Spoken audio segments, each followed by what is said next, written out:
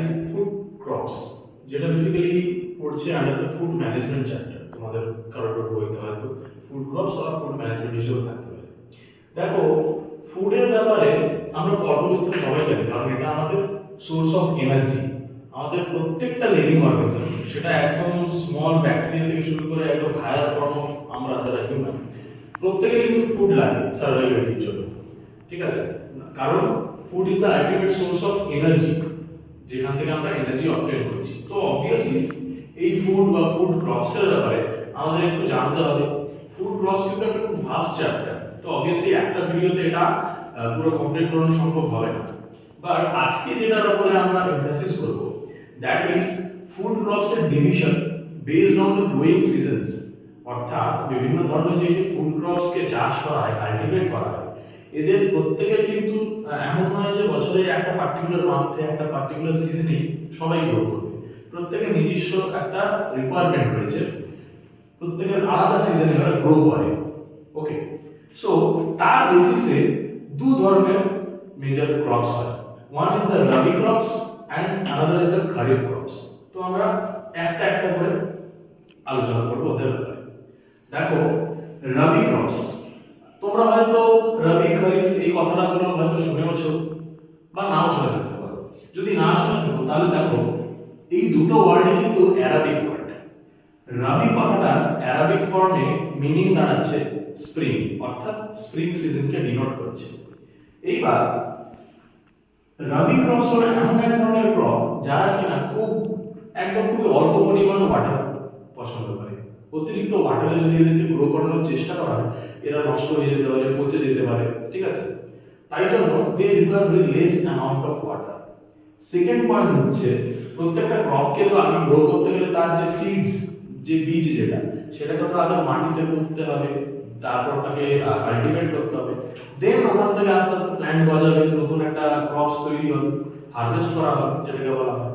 So Rabi ক্রপসদেরকে generally October to November এই মান্থটা, অর্থাৎ pre winter, উইন্টারের almost একটু একটু আগে, এই টাইম পিরিয়ডে ওদেরকে মাটিতে সোন করা হয়।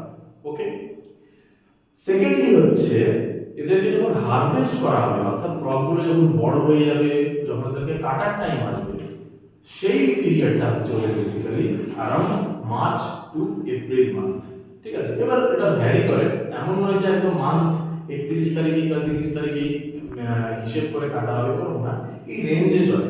প্লাস সিজন কতটা এগোচ্ছে বা পিছোচ্ছে, ডিউরেশনটা সেটার উপর নির্ভর করে। বাট অন এন অ্যাভারেজ এটা হচ্ছে বেসিক পিরিয়ড, টাইম পিরিয়ড।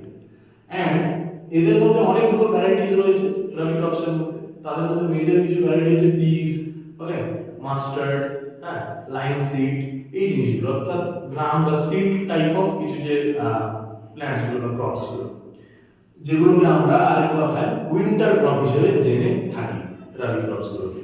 ওকে, আশা করি তোমরা রবি ক্রপসের ব্যাপারে কিছু ইম্পর্টেন্ট ইনফরমেশন জানতে পারলে। সেকেন্ড যেটা থাকছে, which are the kharif crops. এদেরকে অ্যারাবিক কথায় খারিফ ওয়ার্ডের মানে হচ্ছে দ্য অটাম সিজনস। ওকে, ঠিক যেরকম ওখানে স্প্রিং ছিল। তো রবি ক্রপস এর অলমোস্ট একদম অপোজিটই বলতে পারো খারিফ ক্রপস গুলো। তার কারণ হচ্ছে খারিফ ক্রপসরা প্রচুর পরিমাণ ওয়াটার পছন্দ করে। একদম মাইনিউট অ্যামাউন্ট অফ ওয়াটার বা ড্রাই যদি ফিল্ড হয়, তাহলে এরা একদম গ্রো করতেই পারবে না, এদের প্রচুর পরিমাণ জল লাগে। ওই জন্যই সায়েন্টিস্টরা বলো বা ফার্মার্সরা বলো, এমন টাইমে এদেরকে গ্রো করবে, এমন টাইমে হারভেস্ট করতে চাইবে যাতে ওরা ওই সিজনে পুরো জলটা পায়। দ্যাট ইজ দ্য মনসুন, বুঝতেই পারছি আমরা। দ্যাট ইজ ওয়াই এদেরকে সোন করা হবে around June to July month নাগাদ।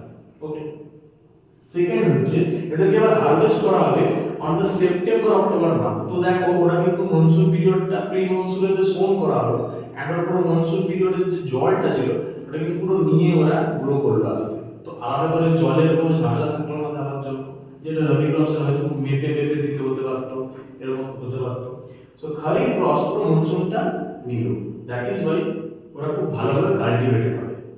কিরকম এক্সাম্পল থাকছে, groundnuts, maize and very very common rice. তোমরা প্রায় দেখেছো যে ধানের ক্ষেতে যে জমিটা থাকে, প্রচুর জল থাকে ওইখানটা, প্রচুর জল দিতে হয়, তোমরা নিশ্চয়ই দেখেছো। দ্যাট ইজ ওয়াই এরা পড়ছে সব অন দ্য খারিফ ক্রপস ক্যাটাগরিতে। উইচ ইজ ওয়াই এদেরকে বলা হয় মনসুন ক্রপস। ঠিক আছে, ক্লিয়ার? তোমরা আসলে বুঝতে পেরেছো? তোমাদের যদি আর কোনো প্রশ্ন থাকে তোমরা অবভিয়াসলি কমেন্টে জানিও।